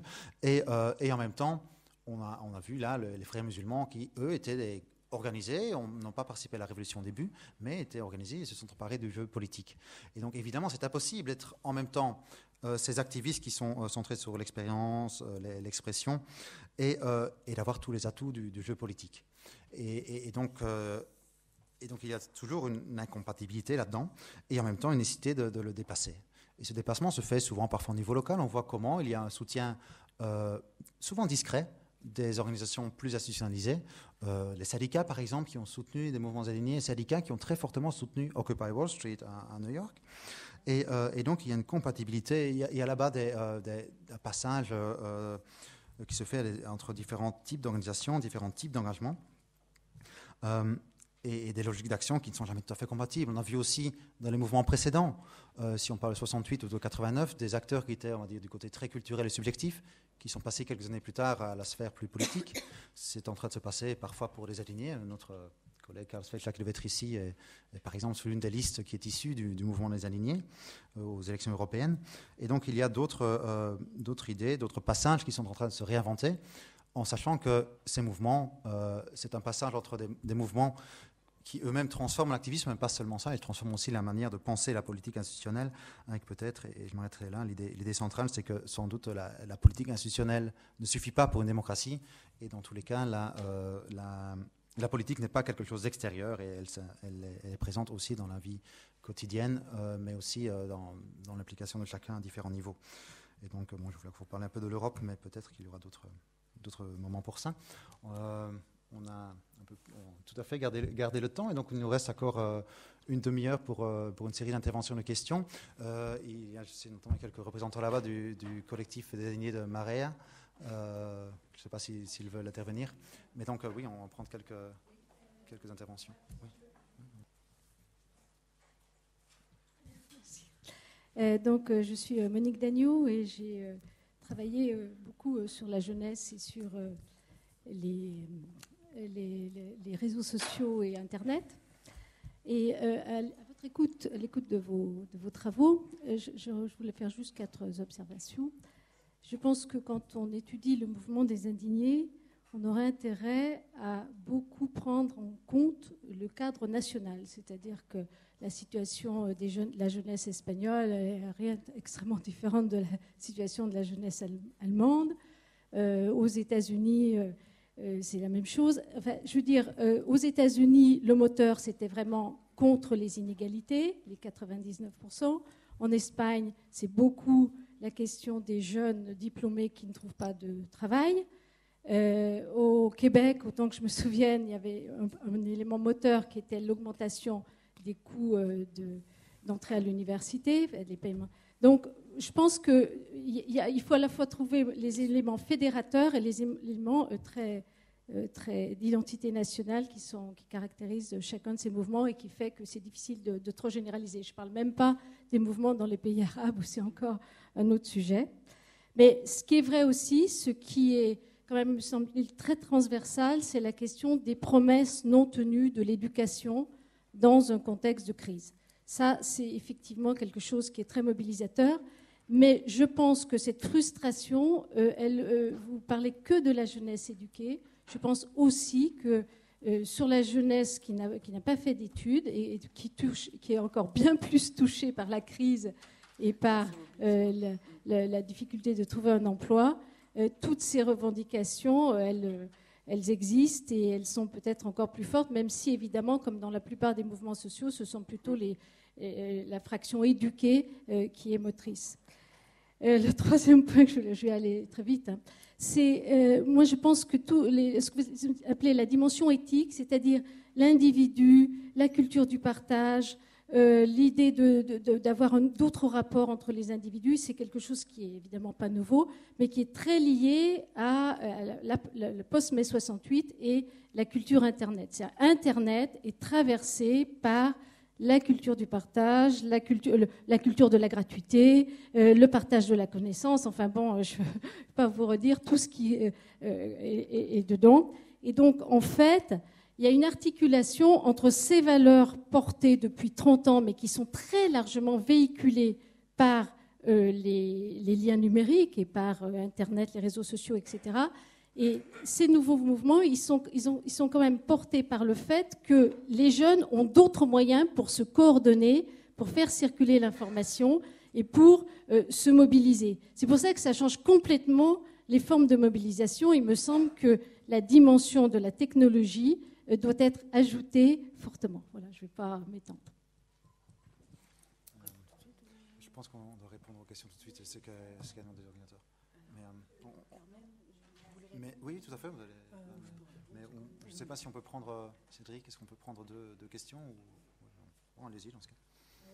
Bon, moi, j'ai participé au mouvement des indignés dès son lancement à Paris et jusqu'à maintenant, j'ai beaucoup d'amis qui sont dans ce mouvement qui est très faible. J'ai participé au mouvement des Indignados. Je vais les voir tous les étés et aux Occupy London. J'ai beaucoup apprécié toutes les questions soulevées, les analyses passionnantes, mais je voulais rebondir sur les conclusions de Geoffrey Players qui me paraissent, qui me perturbent profondément. Je vais expliquer pourquoi. Pourquoi devrait-on choisir, pour ne pas se mettre à l'écart, de réintégrer ce que Geoffrey appelle la politique institutionnelle. Alors, quand vous voyez qu'en France, 40 000 personnes se retrouvent à Notre-Dame-des-Landes en août dernier, qui n'ont pas d'étiquette politique, on ne voit aucune étiquette de parti politique, personne ne vous demande de quelle organisation tu es, mais qu'est-ce que tu fais? Qu'est-ce que je fais? Qu'est-ce qu'on fait déjà concrètement pour changer la réalité? Et quand vous voyez 400 tracteurs venus de toute la France le 22 février à Nantes pour empêcher cet aéroport qui ne verra pas le jour, la résistance est suffisamment forte. Mais ce n'est pas seulement une résistance, on crée déjà autre chose. Je vous conseille de lire le très beau livre de Miguel Benassayac et Angélique Delray, de l'engagement dans une époque obscure. Oui, notre époque est obscure. Vous voyez les résultats des élections? Qui c'est parmi vous qui croit aux élections européennes? Parmi les jeunes surtout. Qui c'est qui va aller voter? Pour qui? Pour quel changement? On l'a vu en votant Hollande, merci. Non mais je veux dire que vous ne voyez pas la force de créativité qui se dégage. C'est ça les suites du mouvement des indignés. Partout les jeunes fuient, escape, exit, sortent de ce putain de système pourri, politique, institutionnel. Qu'est-ce qu'on va en attendre? Dès maintenant, nous créons des alternatives. Nous avons de la puissance d'agir. Nous ne voulons pas du pouvoir pourri, où il y a la corruption, la collusion entre les banquiers, les élites politiques du privé, les élites les élites politiques du public, qui passent indifféremment de poste public au poste privé en s'engraissant sur notre dos. Mais vous ne voyez pas que les jeunes ont parfaitement compris. Alors évidemment, ce n'est pas comparable. En Espagne, depuis 3 ans, les jeunes n'ont plus de boulot. C'est dramatique. Les plages espagnoles de la Costa Brava sont vides en juillet, en septembre. C'est du jamais vu. Mais bien sûr que la France va y arriver si on ne change pas. Évidemment, ça sera dans 3-4 ans, 5 ans, mais on y arrive tout droit. Hein. Donc je pense que si on pose la question en disant ne faut-il pas se salir les mains? Moi, je préférerais qu'on pose la question qu'est-ce qu'on appelle politique? Pourquoi la politique serait-elle le jeu institutionnel dont maintenant la plupart des gens qui créent autre chose sont déjà sortis? Et je terminerai juste en disant que ce qui a pénalisé le mouvement des indignés français à Paris, parce que ce n'était pas le cas à Bayonne, ils ont privilégié la forme sur le fond, c'est-à-dire oui, donner la parole à tout le monde pendant des heures, 13 heures de réunion d'AG, il suffit qu'il y ait un flic infiltré qui dit « je ne suis pas d'accord, on ne fait rien ». Mais non, en Espagne, Barcelone, Madrid, les indignados se sont implantés, incrustés dans les luttes populaires, des quartiers populaires, des jeunes. On a essayé en banlieue, nous, mais À Paris, on n'y est pas arrivé. Alors que les jeunes des banlieues étaient très intéressés quand les indignés étaient à la Défense. Et donc ce lien avec les classes populaires, les quartiers populaires, mais mai 68, c'était les ouvriers, les étudiants, les intellectuels. Les indignados en France, non, il n'y a pas eu le lien avec les classes populaires. Je ne dis pas que c'est facile. Et donc pourquoi les partis et les syndicats Occupy London, ils ont participé, ils ont aidé. Occupy London a fait les manifs des syndicats et inversement. En France, les indignés avaient peur des syndicats et des partis, ils ne voulaient rien savoir. Ils auraient pu au moins tirer les leçons du passé. Mais donc aujourd'hui, on a en France le montée de l'extrême droite, de la haine de l'autre, une confusion terrible, exemple les bonnets rouges. Mais ne perdons pas espoir, les jeunes et même les gens de toute génération. Quand vous voyez ce qui se passe dans certains endroits, comme le Pays Basque, Béziers-Mugy, comme Notre-Dame-des-Landes, comme d'autres endroits, eh bien, ça donne de l'espoir, mais ce n'est pas forcément la politique institutionnelle.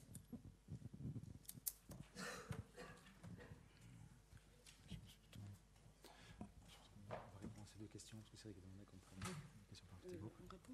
Oui. Tu peux commencer. Ah bon, d'accord. Continue. Juste quelques mots par rapport aux questions qui ont été posées. Donc sur celle de Monique Dagneau, oui, bien sûr, en fait, là, il y a un effet d'oral où bien, les dimensions transversales ont été accentuées, mais il est évident que les mouvements eux-mêmes, pour bien les comprendre, il faut les ancrer dans des configurations sociales extrêmement particulières. Mais les deux ne sont pas exclusifs. C'est-à-dire que pour moi, je crois que c'est l'articulation qu'il faut réussir à trouver, parce que une comparaison différentialiste, elle est importante. Et c'est vrai qu'après, chacun son regard, mais c'est vrai qu'en s'attachant aux expériences générationnelles derrière, moi, ce qui me frappe, les différences sont là, mais en interne. Et ce qui me frappe, c'est aussi la montée d'épreuves comparables. Donc c'est plutôt là-dessus que je mets l'accent, et de questions sociales comparables, mais c'est évident qu'elles se posent et elles se déclinent de façon très différenciée et très contrastée selon les sociétés. Et elles vont prendre une ampleur ou un relief particulier. La question de la dette, donc notamment au Québec, mais en Amérique du Nord, ne se pose pas de la même façon qu'en Espagne. Donc je suis complètement d'accord sur la nécessité d'une articulation. Sur le relais... Le relais des médias, c'est vrai que je crois que c'est central.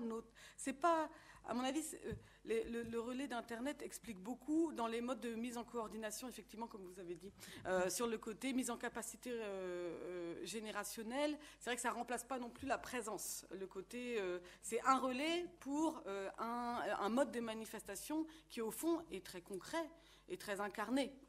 Et Internet ou les réseaux sociaux viennent là comme relais, et les deux se complémentent aujourd'hui de façon assez intéressante à analyser. Donc je suis tout à fait sensible à la remarque. Et puis sur ce que vous disiez, donc je peux retenir en tout cas ce sur quoi j'aurais envie de rebondir, c'est qu'est-ce qui est politique. Votre question, qu'est-ce qui est politique aujourd'hui? Et c'est vrai que quand on observe parfois des réactions de politistes ou même d'experts sur le mouvement des indignés, il y a cette référence parfois, pas chez tous, mais à la politique institutionnelle, et donc de mesurer l'impact, comme disait Geoffrey, sur le côté institutionnel. Et quand on confronte cela aux conceptions mêmes que les indignés et plus largement les jeunes investissent du politique, on voit que les espaces peuvent se rejoindre. Moi, je ne suis pas pour que l'institutionnel soit contre le quotidien ou soit contre l'alternative. Je crois que de dépasser justement ces colères, ce serait de retrouver l'entrelacement.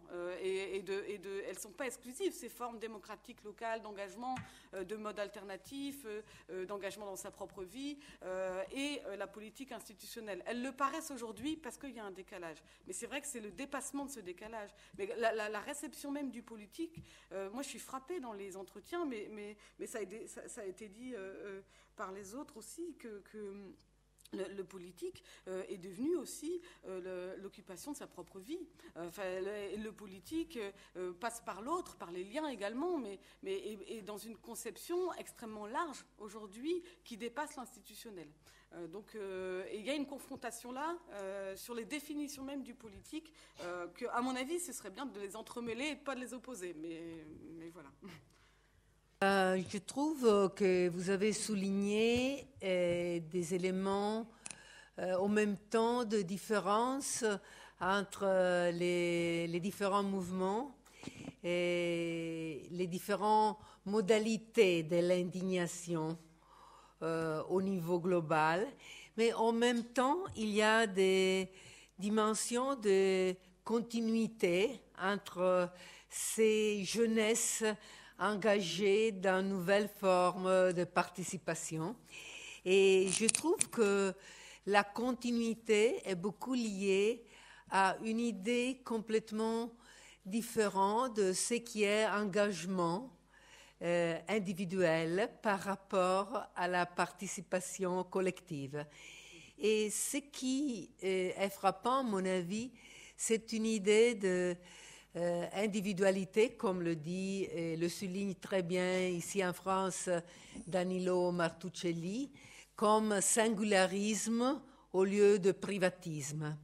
C'est-à-dire que les individus ne se vivent pas comme différents et donc opposés, mais ils se vivent comme différents et donc complémentaires.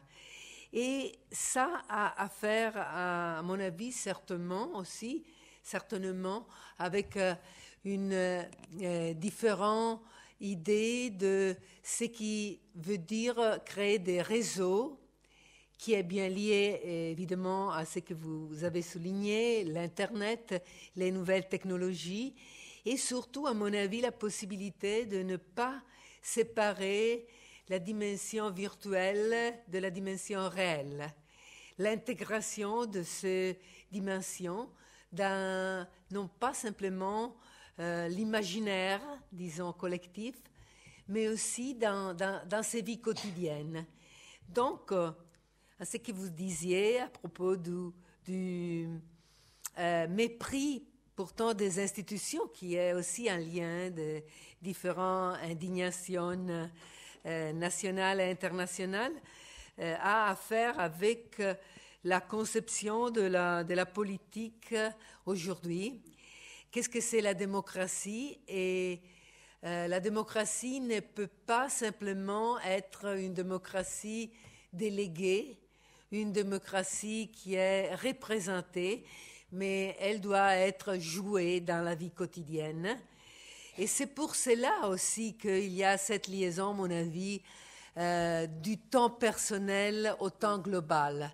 Nous avons vu avant qu'il y a une nouvelle conception de la temporalité sociale qui passe dans le mouvement des indignés, et cette concession a à faire aussi avec un désir profond de soi-même comme citoyenne active, de voir, comme on le disait avant, avoir reconnu la dignité de soi-même comme citoyen. Donc, le contrôle du temps individuel a à faire avec la destitution, la confrontation avec l'idée du temps social comme temps du néolibéralisme et du présentisme.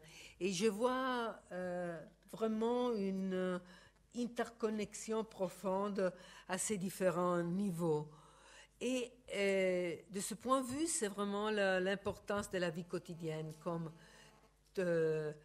Cécile et Geoffrey ont bien souligné, c'est-à-dire que il y a plus, on ne peut pas penser une démocratie, disons, simplement abstracte, mais il faut la voir en mouvement, une démocratie en mouvement dans la vie quotidienne et avec la relation directe avec un espace-temps du quartier, de l'école, du travail, des copains.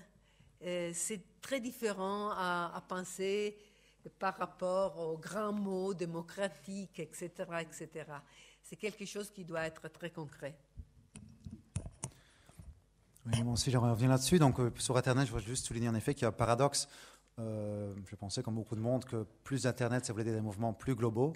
Et en l'occurrence, un mouvement où le côté national compte bien plus qu'il y a 10 ans et le côté européen, en l'occurrence, beaucoup moins qu'il y a 15 ans.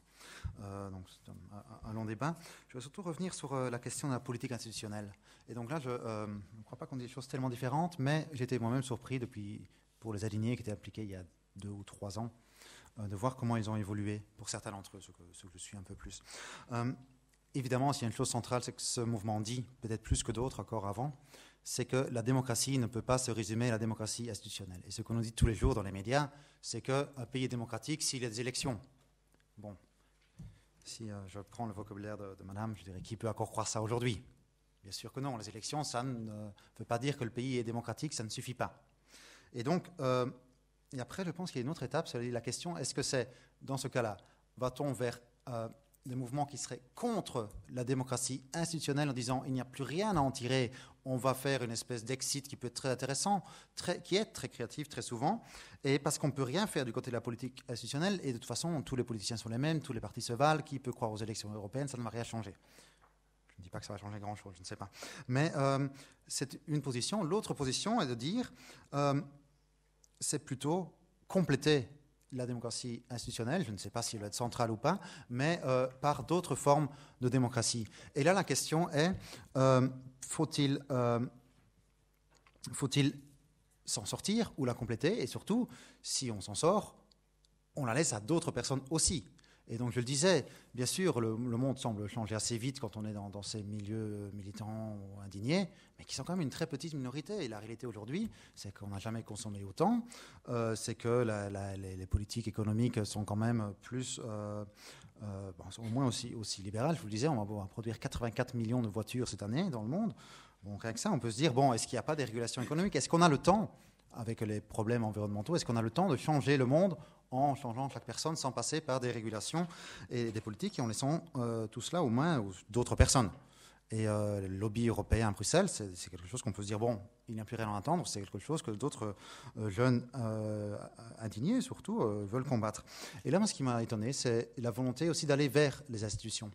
Et donc des mouvements après les alignés qui sont en fait des institutions qui sont parfois à petit niveau. Hein. Par exemple, les jeunes que j'étudie dans mon université, maintenant, ils travaillent beaucoup avec la commission de développement durable de l'université. Et bien sûr, ce n'est pas le programme parfait pour eux, mais en même temps, ils sont par exemple en train d'interdire les distributeurs de Coca-Cola. Ça passe par l'institution. Et donc, ils s'emparent de ce genre d'institution. Il y a aussi tout ce mouvement pour la transition, dont on peut beaucoup discuter, dans lequel s'appliquent beaucoup de jeunes, où le pouvoir local est important et ces acteurs politiques sont importants. Ils ne sont pas les mêmes, ils sont aussi en partie transformés par le mouvement. Mais où donc là se pose justement tout l'enjeu, et il y a toujours des difficultés, et c'est jamais facile, mais aussi d'interaction avec la démocratie institutionnelle, et pas seulement d'exclusion. Et pour les jeunes que j'ai vus, pour la plupart d'entre eux, ce n'est pas un mouvement qui est contre la démocratie institutionnelle, notamment je pense au Brésil ou dans d'autres pays, mais qui est un mouvement qui cherche à la compléter. Et il y a sans doute aussi d'autres courants, d'autres tendances, mais en tout cas, il y a au moins une tendance qui veut plutôt la compléter que uniquement se sortir de cette démocratie institutionnelle. On a le temps encore pour quelques autres questions. Il y a un micro là-bas et l'autre micro ne circule plus, mais il est là. Donc, oui, bonsoir. Nous sommes là, le mouvement de Maria Granate. C'est le mouvement des émigrés espagnols. Et voilà, ça c'est un mouvement qui est sorti de l'esprit des indignés du 15 mai. Et parce que si on se demande qu'est-ce qui a laissé le mouvement, je pense que ce qui a laissé, c'est que la population s'est réveillée, a laissé d'être passif pour faire ce que vous avez dit, d'être acteur et essayer de changer la réalité. Donc voilà, beaucoup de mouvements sociaux sont ressortis, beaucoup de mareas, ce qu'on dit d'éducation, de santé, beaucoup plus nombreuses. Et aussi, ce qui est aussi remarquable de ces mouvements, c'est que ça a commencé pour être des jeunes, pour faire pour revendiquer d'être diplômé et pas avoir être condamné à la précarité. Mais toutes les semaines que le mouvement a duré, beaucoup plus de gens, profils très différents, caractéristiques très différents, âges très différents, se sont réunis. Donc, on pense que c'est pas bien de rester avec l'idée que les indignés, ce sont que des jeunes. Non, toute la population en Espagne est indignée. Donc, et on continue, ça fait 3 ans, on va continuer beaucoup plus, parce que là, Maria Granate, on est parti, on est parti de notre pays, nous sommes partis de notre pays parce que nous sommes condamnés à la précarité ici, donc il faut qu'on parte chercher d'autres opportunités. Donc voilà, et ici, ça c'est un exemple de la perpétuité du mouvement. Et aussi, on n'est pas tous des jeunes. Il y a des jeunes, il y a des gens de 30, 40 ans, donc ce n'est pas les jeunes universitaires qu'on peut penser. Et finalement, ajouter que les mouvements sociaux générés en Espagne ont facilité un espace de rencontres des militants d'autres mouvements, syndicats, partis, etc., donc, qui ne peuvent pas arriver à des accords au niveau institutionnel, mais au niveau des places. Donc, finalement, il y a un échange quand même. Peut-être on ne peut pas changer le monde, mais on peut changer des points de vue de la société civile. Merci. Merci. Une question là-bas. Oui, est-ce que vous pouvez préciser quelles ont été les suites données par le mouvement des indignés en Espagne sur le plan de la politique institutionnelle? Vous l'avez évoqué un petit peu, mais ils avaient annoncé qu'ils allaient se présenter. Mais moi, je ne sais pas quels ont été les résultats. Vous disiez qu'il y avait des avis différents. Est-ce qu'il y a un mouvement politique qui a été constitué à partir du mouvement des indignés? Quel résultat il a eu? Je pense qu'il faudrait peut-être poser cette question-là à ceux qui viennent de parler, non? Non, c'est en Espagne. Oui, c'est en Espagne. Mais peut-être que vous pouvez préciser sur cette question-là, non? Oui. Bon, beaucoup de plateformes citoyennes se sont configurées pour aller après à la vie institutionnelle. Maintenant, aux élections européennes, il va y avoir le mouvement Podemos. C'est aussi une plateforme qui s'est revendiquée pour... c'est un peu l'esprit des indignés. Aussi, à niveau de Catalogne, il y a eu un qui c'est le CUP, c'est l'union des coopératives d'union des peuples. Et ça s'est présenté au Parlement de la Catalogne et il a obtenu 3 représentants. Donc c'est là aussi, ils se sont présentés comme le cheval de Troie pour entrer aux institutions, pour casser pour porter les demandes. Donc il y a une transition. Oui.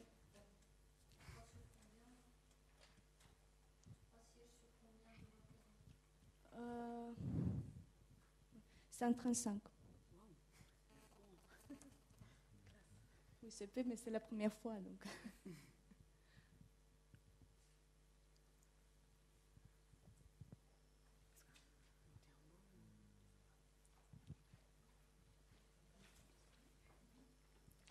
Bonsoir. Allô? Je suis sûre que... oui, ma question concerne l'Espagne, toujours. Est-ce qu'après le mouvement d'indignés, surtout... ma question est pour Cécile Van de Velde. Est-ce que vous avez des informations concernant des projets d'immigration de ces jeunes ou pas, enfin, des personnes qui n'ont plus de boulot? Et donc, je pense que vous avez dit quelque chose, mais je n'ai pas trop compris. Et si c'est vraiment un mouvement de masse, et si ces projets sont des projets plutôt collectifs ou individuels? Enfin, comme projet de vie individuelle. Merci. Alors, merci pour vos questions et vos commentaires. Donc très, très intéressant. Effectivement, moi j'ai mis la focale volontairement parce que ce qui m'intéresse, c'est aussi une expérience générationnelle au niveau transnational. Donc j'ai mis la focale sur des âges au sens très large parce que j'ai interrogé à la fois des 20 ans et des 30 ans qui sont, des trentenaires qui sont dans le mouvement. Mais c'est évident que justement, c'est pas un mouvement générationnel en soi, même s'il est porté par une forme d'expérience, mais c'est un mouvement transgénérationnel qui a été relié par plusieurs âges, tout comme d'ailleurs les mouvements étudiants du printemps érable qu'on associe très fortement à la jeunesse. Et en fait, il y a eu des relais aussi au niveau des générations des parents qui ont plus ou moins soutenu le mouvement. Donc ça, je suis tout à fait d'accord. Et moi, j'assume que j'ai mis la focale volontairement derrière cette colère sociale partagée, qu'est-ce qu'elle nous dit des sociétés qui la portent, mais aussi des générations qui en sont le fer de lance. Donc pour aller, mais je suis tout à fait d'accord qu'il faut dépasser cette seule perspective. Alors sur la question des migrations, oui, j'ai interrogé évidemment sur les perspectives migratoires, donc qui sont à la fois sortir de la ville, donc par exemple des intranationales, donc infranationales, hein, donc soit retourner dans la ville de naissance ou de vie chez ses parents par exemple, ou pour des modes de vie alternatifs, ça a été évoqué. Donc ça c'est une migration à l'interne qui est souvent évoquée comme projet. Donc j'ai pas eu l'occasion d'en rencontrer concrètement beaucoup qui avaient fait cette migration infranationale, mais qui est présente dans les perspectives, et surtout la migration internationale. Alors on le sait de la sociologie de la migration, quand il y a une migration internationale, il est fréquent qu'il y ait une pré-migration. Donc là en l'occurrence, il est vrai que ceux qui évoquent de façon très concrète la possibilité d'un départ ont souvent eu une pré-migration. Par exemple, ont été des jeunes inscrits dans Erasmus ou alors ont beaucoup voyagé, mais c'est inscrit en perspective. Et ce qui a changé par rapport au début des années 2000, c'est que on était sur des perspectives de migration un peu à durée déterminée. C'est qu'il y avait l'idée de partir, mais de revenir, et plutôt parmi les étudiants. Et là, ce qui me frappe, c'est que le projet de migration, il est évoqué beaucoup plus en milieu de vie. Plus tard, c'est des actifs. Et ce qui est dur et qui rend l'arbitrage très difficile, c'est-à-dire que la perspective est très partagée. En tout cas, la question est posée. Est-ce que je vais partir? Surtout que dans des cercles, des cercles de proches, il y a souvent un ou deux qui partent. Hein, donc c'est très concret. Et dans les statistiques, on voit frémir aussi. Hein, donc, et ce qui a changé, c'est que, et ça rend la chose extrêmement plus difficile, et les ressorts même de la migration plus tendus, c'est que elle est considérée davantage qu'avant comme une migration à durée indéterminée. Ça veut dire je pars, mais est-ce que je reviendrai un jour, vu que la société n'ouvrira peut-être pas ses portes facilement. Donc la perspective du retour s'éloigne un petit peu, ce qui rend quand même, on sent que le projet est très partagé, mais on sent que la décision de partir, elle est difficile, elle pose des enjeux extrêmement profonds sur la vie des individus, et ceux qui franchissent le cap, pour l'instant, ceux que j'ai pu suivre, ont souvent eu une pré-migration, donc vont quand même dans un univers relativement familier.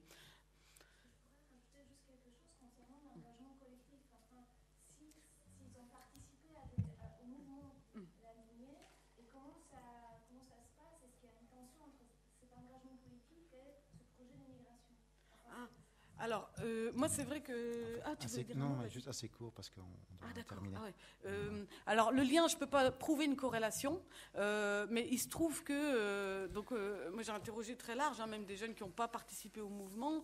Le Voice, c'est vécu comme un moment, et plus profondément, la migration... Enfin, c'est pas exclusif, quoi, et c'est pas non plus totalement systématique que ce sont ceux qui ont participé au mouvement même qui décident de partir. Mais il est vrai que le ressort fondamental entre en résonance, c'est-à-dire quand même une impression d'une scission par rapport à la société, et il y a des rhétoriques de l'abandon, de l'impuissance, mais aussi de l'abandon, et donc face à cette impossibilité de pouvoir vivre sa propre vie sur place, l'idée de reprendre en main par justement le fait de ne pas subir, et donc d'aller reprendre en main par la construction d'un projet ailleurs. Voilà. Merci, malheureusement il est déjà 21h, donc je propose qu'on a encore un peu de temps de discuter par la suite, un peu plus informel, mais surtout j'aimerais vous inviter à prolonger cet échange demain, donc en la salle 7, ici au 105 boulevard Raspail, avec Carmen Lecardi, donc on a l'occasion de poursuivre cet échange-là. Et donc voilà, merci à tous d'être restés ce soir, et merci à Cédric Nita pour l'organisation, et une prochaine fois.